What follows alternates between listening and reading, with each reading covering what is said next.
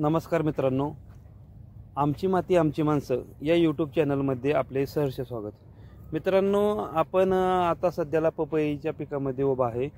तर तुम्ही पाहू शकता की ह्या पपईला आता सध्याला 3 महिने पूर्णपणे कंप्लीट झालेले आहेत. म्हणजेच लागवडीपासून 90 दिवसाचं हे पीक आहे आता सध्याचं. आणि या 90 दिवसामध्येच आपल्या पपईच्या जे रोप आहेत तर त्याची वाढ आणि ग्रोथ साईज पण तुम्ही पाहू शकता की झाडाला कशा प्रकारे ग्लेजिंग आलेलं आहे. आणि त्या मागचं जे आपलं काय आपण वेगवेगळे प्रयोग केलेले होते तर त्याचा सुद्धा रिझल्ट आपल्याला चांगले मिळालेले आहेत. जसं की आपण मागच्या व्हिडिओमध्ये पाहिलं की आपण आपल्या पपई पिकाला जो बेसळ डोस भरलेला होता आणि शेणखत सुद्धा आपण टाकलेलं होतं. तर तो काही जणांनी आपल्याला विचारलं की सर तुम्ही आपल्या पपईला बेसळ डोस कोणता भरलेला आहे, कमेंटच्या द्वारे आपल्याला विचारण्यात आलं होतं. तर त्यासाठी आपण आजचा व्हिडिओ बनवत आहे.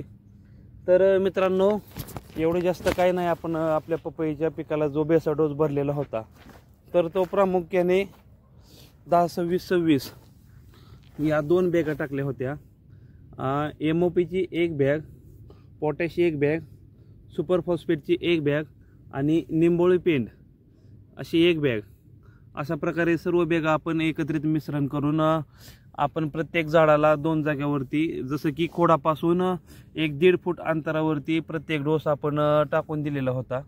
आणि त्यानंतर डोस टाकल्यानंतर आपण आपल्या ट्रॅक्टरच्या साहाय्याने पपईच्या जो झाडं होते, जी लाईन आहे तर त्याला बेड करण्याचं आपण काम केलेलं होतं. तुम्ही पाहू शकता की बेड पण कशा प्रकारे छान झालेला आहे.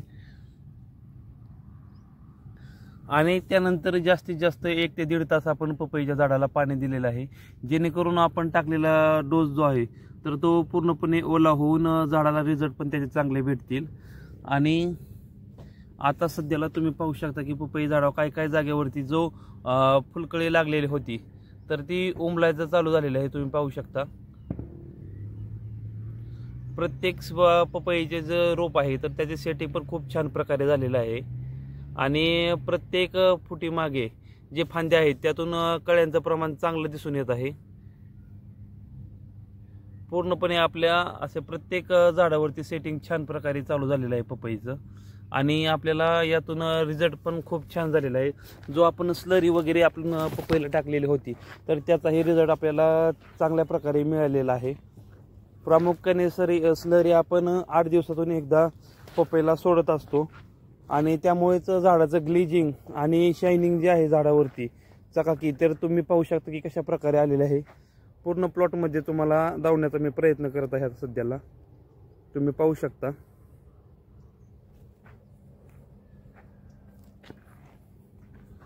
तर व्हिडिओ कसा वाटला हे कमेंटमध्ये नक्की सांगा.